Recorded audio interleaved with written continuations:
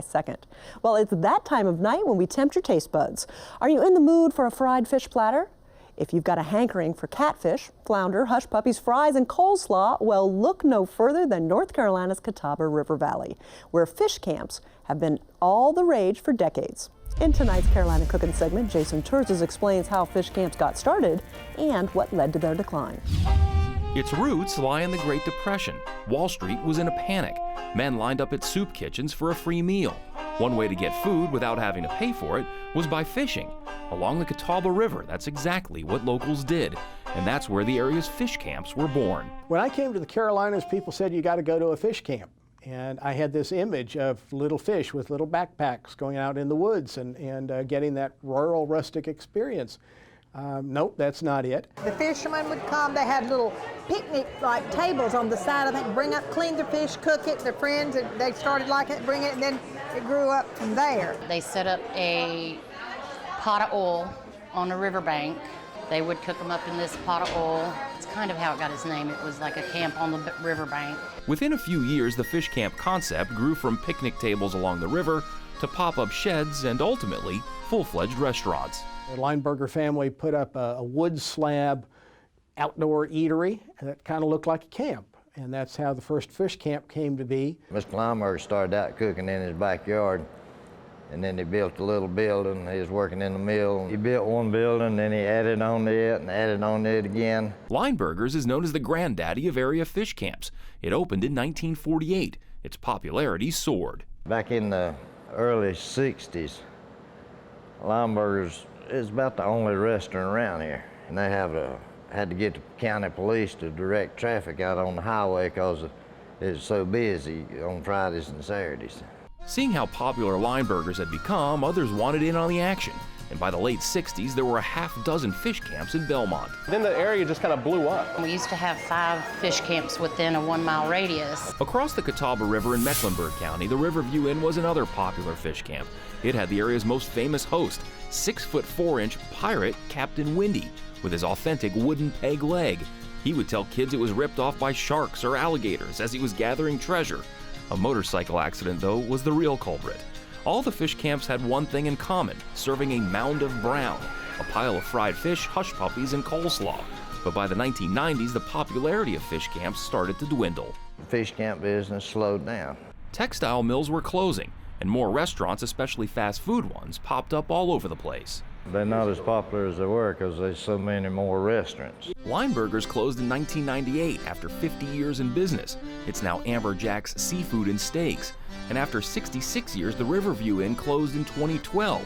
The Riverview Raw Bar and Chill occupies the space now. But one place has outlasted them all, Twin Tops Fish Camp. Come here on a weekend and every corner of the place is hopping. From the crowds gathered in the waiting room, to the packed dining room, and to those working in the kitchen trying to keep everything moving along. For the last basically 70 years, you know, my granddad or my dad or I have been in business right here. It started as a bait and tackle shop in the 1940s, but the widening of New Hope Road forced it to close. So at that point, they decided to build a fish camp. Lineberger's up the street was already there, and Stowe's was down the road about a mile, and they were both wildly successful. In 1968, Twin Tops opened. Ben Smith is the third-generation owner. My granddad did start it. My dad did put so much time into this place. I don't want it to fail on my watch. Next year will mark Twin Tops' 50th anniversary, and it's still going strong. The children that I waited tables on 25, 30 years ago are now coming with their families. Strong management, good employees, and great food are all keys to Twin Tops' success. We always have given large portions of food. We always try to, I never try to cut corners on buying cheap food. The food is always fresh, it's good. We added a salad bar. We add things to the menu occasionally, but the core items they never really change. And we still have people actually bring their fresh caught fish in, and we'll cook it for them. Come to Twin Tops on a Friday night and you're bound to run into the Smith brothers. Jerry, Jim, and Richard have been coming in every week for the last 30 years. Well, you got a good variety. You got people that care. Being in them care what they serve you. And if it's not right, they'll correct you. Just up the street, you'll find Catfish Cove. It opened in 1989.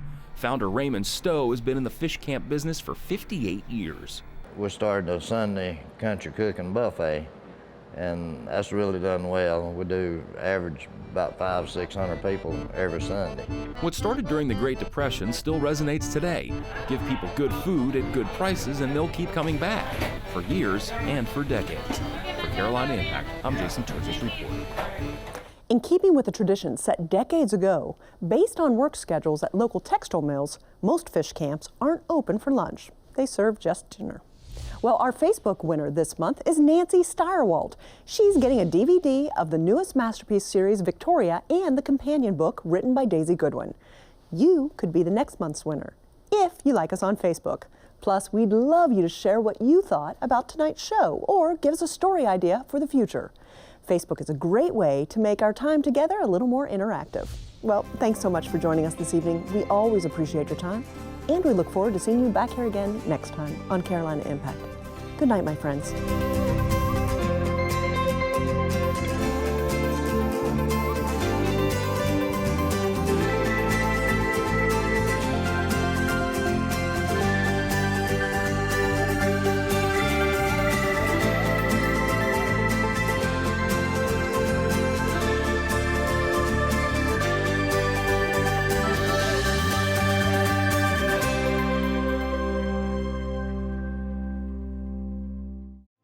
Production of PBS Charlotte.